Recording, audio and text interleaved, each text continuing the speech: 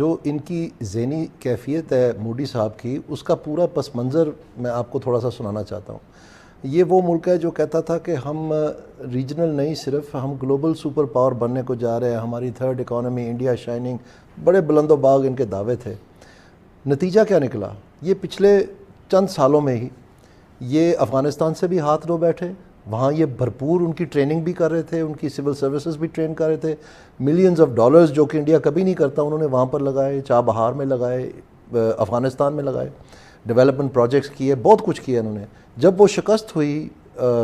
NATO کو، اس میں India کو بھی سب سے بڑی شکست ہوئی، کیونکہ وہ تو اس علاقے کا ہے، تو اس کا جو سٹیٹس تھا ریجنلی وہ تو بڑا پروموٹ ہو گیا تھا کہ آپ ہائفنیٹ ہو گئے ہیں، ایف پیک ایف پیک ایف پیک سن سن کے ہمارے کان پک گئے، جبکہ اس سے پہلے ہمیشہ انڈو پاک ہوتا تھا۔ تو ایک طرح سے انہوں نے کہا کہ جی انڈیا تو اب آزاد ہو گیا، وہ تو دنیا کا حصہ بننے جا رہے ہیں، آپ اپنی خیر منائیں۔ تو نتیجہ اس کا کیا نکلا وہ ساروں کے سامنے ہے۔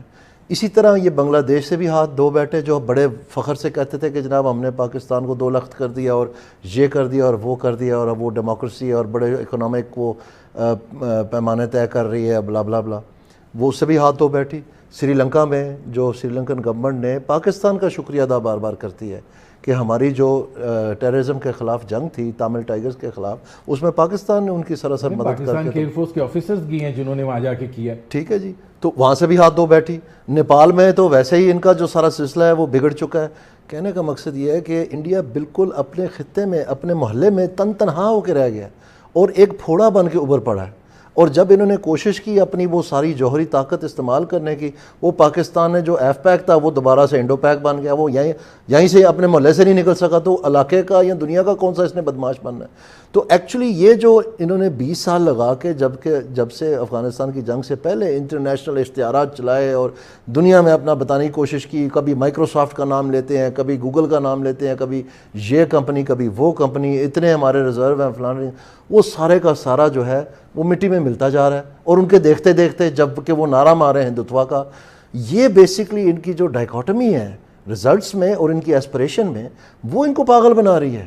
اس لیے ٹکرے مار رہے ہیں۔ یہ تو پاکستان نے تو ان کو بڑا اچھا یہ